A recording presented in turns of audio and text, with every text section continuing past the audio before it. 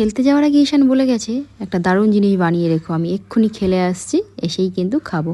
তো কি করব সেটা ভেবে পাচ্ছিলাম না। তো এখানে একটা কন্টেনারের মধ্যে কিছুটা তেল নিয়েছিলাম, আর এখানে দেখো চিনি আমি এখানে মিক্সার গ্রাইন্ডারে ভালো করে পেস্ট করে নিয়েছি। ভাবলাম চটপটের মধ্যে শুধুমাত্র একটাই খাবার হয়, সেটা হচ্ছে কেক। এই যে তেল আর চিনিটাকে খুব ভালো করে এখানে মিক্সড করে নিয়েছি, আর এখন এর মধ্যে আমি দিয়ে দিচ্ছি কিছুটা পরিমাণ দুধ। দুধ খাওয়ানো ওকে কিন্তু ইম্পসিবল ব্যাপার, ওই জন্য দুধ অন্য কিছুভাবেই আমি ওকে খাওয়ানোর চেষ্টা করি। সবসময় তো কেক করে দেওয়া সম্ভব নয়, অন্যভাবে অন্য কিছু করে খাইয়ে দিই। আর এখানে কিছুটা পরিমাণ আটা নিয়েছিলাম, আর এগুলোকে খুব ভালো করে দেখো এভাবে মিক্সড করে নিচ্ছি। আর ইনস্ট্যান্ট যেহেতু, সেই কারণে এখানে যেটা ব্যবহার করব সেটা কিন্তু ইনস্ট্যান্ট কেক বানাতে খুবই হেল্প করে। এই দেখো কি সুন্দর ব্যাটারটা একদম রেডি হয়ে গেছে, বেশি পাতলাও হয়নি, একদম মেজারমেন্ট যেন মনে হয় একদম পারফেক্ট করেছি।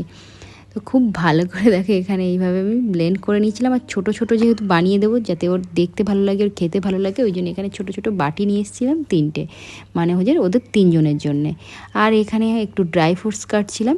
3জন মানে হচ্ছে নিচে আরও 2জন আছে, যেটা হচ্ছে ওর দিদিভাই, দুটো দিদিভাই আরও, ওই জন্য 3টে বাটি নিয়েছি, 3জনে 3টে দিলে একসঙ্গে বসে খেয়ে নিতে পারবে।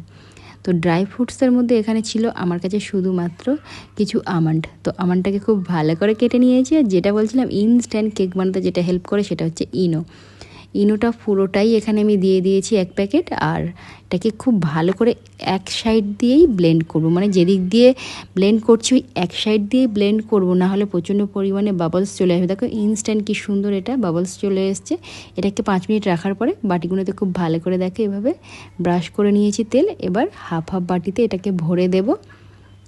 দেখতে পাচ্ছ কি সুন্দর, না এর মধ্যে এক্ষুনি বাবলস চলে এসছে। আর খুব ভালো হয় ইনস্ট্যান্ট কেক বানাতে এই ইনো।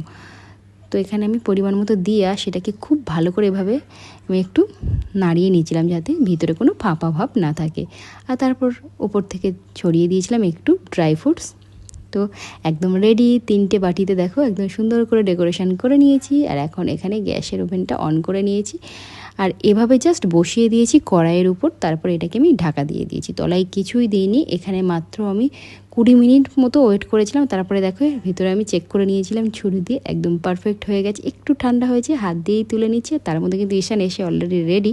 এই দেখো জাস্ট আমি এখানে প্লেটে বার করেছিলাম যে একটু দেখাবো বলে, তার আগেই কিন্তু সাইড থেকে হাত দিয়ে দিয়ে খাওয়া শুরু করে দিয়েছে। এই দেখো, মানে গার্নিশিংয়ের কোনো ব্যাপার নেই, খেলা করে চলে এসেছে। আর এই দেখো এসেই সঙ্গে সঙ্গে কিন্তু একদম ডাইরেক্ট খাওয়া শুরু করে দিয়েছে। হ্যাঁ, হাতটা অবশ্য ধুয়ে নিয়েছে বেশি না, তারপরেই খাওয়া শুরু করেছে। খেতে ওর বেশ ভালো লেগেছে। ওরটা এখন ওর প্লেটে আমি তুলে দিয়েছিলাম, আর বাকি 2জনেরটা আছে এখন ওকে দিয়েই নিচে পাঠিয়ে দেবো, কারণ ও 2জনও খেয়ে বলবে। খেয়ে তো বলছিল খুবই ভালো লাগলো।